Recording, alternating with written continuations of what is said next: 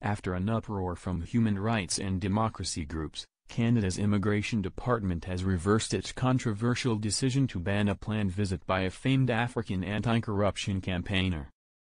Canadian authorities had refused to issue a visa last month to Rafael Marques de Morais, an Angolan journalist and activist who has endured arrests and imprisonment for his work in exposing corruption in the authoritarian regime that runs his oil-rich country. The federal government's decision, first reported by the Globe and Mail last month, ignited a wave of criticism and protest from human rights leaders. But now, without explanation, the immigration authorities have reversed the decision. After the report in the Globe last month, the Constituency Office of Foreign Affairs Minister Chrystia Freeland asked the authorities to reconsider their decision.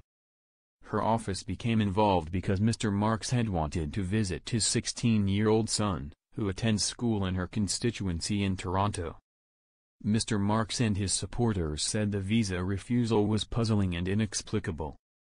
Less than 3 years ago, he was co-winner of the $100,000 Allard Prize for International Integrity from the University of British Columbia for his exceptional courage and leadership in combating corruption. Even then, when receiving the award, he had stayed only 10 days in Canada and quickly returned to Angola to continue his work. I hope my case helps the Canadian government to review similar cases of people unfairly rejected. This will be my consolation, Mr. Marques told the Globe on Thursday.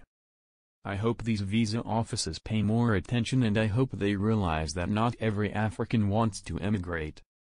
Canada's initial decision to deny his visa application had been a gift to Angola's autocratic regime. Its state-controlled media had jumped on the decision, citing it as proof Mr. Marques was trying to illegally flee from Angola. After refusing his visa application, the Federal Immigration Department told the Globe it had several reasons for its decision. It said Mr. Marques was at risk of remaining illegally in Canada at the end of his visit because he has weak ties to Angola. It said he had outstanding criminal charges in Angola.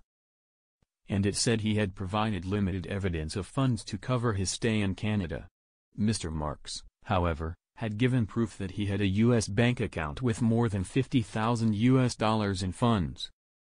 The criminal charges, based on an allegation that he had insulted an Angolan official by investigating the official's illegal land grab, have been widely denounced as a blatant attempt by the regime to silence him.